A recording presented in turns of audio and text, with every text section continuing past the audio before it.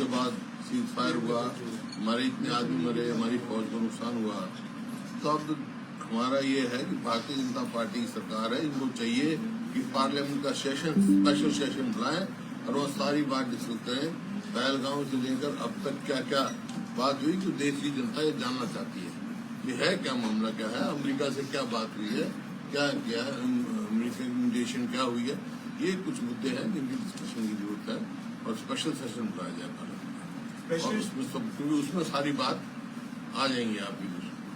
Special session की मांग तो की है आप लोगों ने, आपको लग रहा है कि पार्टी बुलाएगी? क्योंकि पहली वाली जो सर्वदलीय बैठक थी उसमें भी काफी कम जानकारी दी गई थी। इसी बात स्पेशल सेशन बुला रहे हैं ना, ताकि अब जो सीज फायर हुआ है और जो पहलगांव में हुआ, इसके बीच में क्या क्या हुए, पहलगांव में क्या क्या क्या कारण थे वहाँ हुआ, सारी बात जो है पार्लियामेंट्री सेशन में डिस्कस होगी। सर, अगर कांग्रेस की बात करें तो 8 महीने चुनाव हो चुके, क्या हार के कारणों का पता लग पाया है? उस पर कोई मंथन हुआ है? आगे किस प्रकार की रणनीति रहने वाली है? हार के क्या कारण? बराबर की वोट है, जितनी वोट उनकी है उतनी कांग्रेस की वोट है। प्रजातंत्र है ये, हार जीत तो चलती रहती है, कोई बात नहीं है इसमें। सर, वर्तमान हरियाणा सरकार के प्रदर्शन को किस प्रकार से आंकते हैं आप? वर्तमान हरियाणा सरकार के प्रदर्शन को किस प्रकार से आंकते हैं आप? देखिए, जो मौजूदा सरकार है वर्तमान, आप ये पूछे मैं 10 नंबर में से कितने नंबर दोगे? 0 से कम तो दे नहीं सकता। क्योंकि कोई भी कहीं भी परफॉर्मेंस नहीं है। आप ये देखें, अब इन्होंने 1 अप्रैल से जो है खरीद शुरू हुई और ये कहा जाता है 24 घंटे में हम पेमेंट करते हैं किसान को, तो बकाया है। और लिफ्टिंग नहीं हुई, जिसके कारण 2-3 बार बारिश हुई, मंडी में जो है गेहूं खराब हो गया, खेतों में खराब हो गया, और कहीं बिजली के तार नीचे पड़े, उनकी ठीक ठाक नहीं हुआ, उससे आग लगने में किसानों को नुकसान हुआ। उनकी भरपाई करने के लिए कोई उचित कदम इन्होंने नहीं उठाए हैं। और आप देख रहे हैं कि भाखड़ा में बार बार ये कहा जा रहा है पंजाब से भी हमारा इससे जो फालतू पानी लगे, वो बाकी पानी कोई नहीं लेकर आया। ये जो है, मैंने तो कहा था, इसी वास्ते मुख्यमंत्री मेरे को मिले थे और वहाँ भी हमने ये कहा था सर्वदलीय बैठक में कि भाई तुरंत जो है स्पेशल सेशन बुलाया जाए और दबाव पूरा बनाया जाए, और वहाँ पर जो पंजाब की पुलिस है उसको हटाकर सेंट्रल फोर्स दी जाए। कोर्ट में तो जाके मामला उलझ जाता है, और 21 मई के बाद तो कोई इशू ही नहीं रहेगा, क्योंकि 21 मई तक ही जो है भराई का सीजन होता है, मतलब निकासी का सीजन होता है। 21 मई के बाद तो भराई शुरू हो जाएगी, बर्फ पिघलनी शुरू हो जाएगी, वो इशू ही नहीं रहेगा। अगर नहीं अपना किया तो हर साल ये करते रहेंगे। 21 मई के कोर्ट तो 21 मई, अब आज तारीख लग रही है, 1 हफ्ता लग जाएगा, फिर वही ले जाएगी।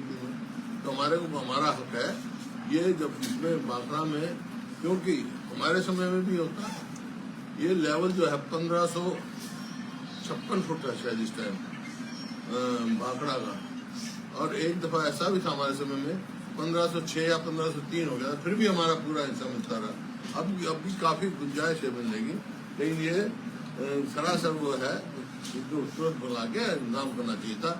केंद्र के हमने कहा था भाई हम साथ हैं, मुख्यमंत्री को हमने कहा था हम सारे साथ हैं आपके, चलो केंद्र से मिलो, प्रधानमंत्री से मिलो, और ये सांसद 4 सांसद उसके केंद्रीय मंत्री को मिल गया हमारे कांग्रेस पार्टी के। पूरा दबाव हमारी तरफ तो है, लेकिन जब तक पूरा सरकार सारी दल मिलकर नहीं पूरा दबाव देंगे, हमारे को नुकसान देंगे। सर, आपके कार्यकाल की कौन कौन सी ऐसी योजनाएं हैं जो मौजूदा सरकार चला रही है और उनको आगे बढ़ाया गया है आपके कार्यकाल की योजनाओं को, या फिर रोका गया है? बड़ा काम कराया गया है। हमारे स्कूल 4-5 ज्यादा स्कूल बंद कर दिए।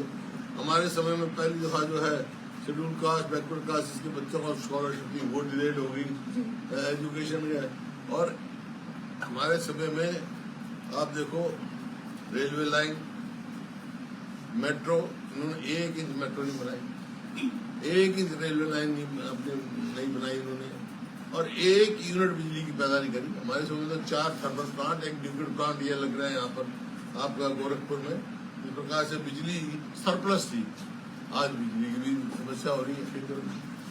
खेतर में 4 प्लांट आ गए, खेतर में हो गया, 1 यमुनानगर में हुआ, 2 झज्जर में लगे, 4 तो थर्मल प्लांट लगे और 1 न्यूक्लियर पावर प्लांट लगा। सर आज बेरोजगारी दर जो है वो लगातार हरियाणा के अंदर बढ़ती जा रही है, तो ऐसे में कांग्रेस का क्या स्टैंड है सर? गाँव से कम तो बेरोजगारी दर कम थे। हरियाणा में जो है प्रति व्यक्ति आय, प्रति व्यक्ति निवेश में हरियाणा पूरे देश में नंबर 1 था। अब अपने स्थान से उतर गया, आज नंबर 1 हो गया बेरोजगारी में और कानून व्यवस्था में। जितने आप देखो इनका आंकड़े देखो एनसीआरबी के, कहां से कहां अपराध बहुत तेजी से बढ़ रहे हैं। सर आपकी सरकार ने युवाओं को नौकरी और शिक्षा के लिए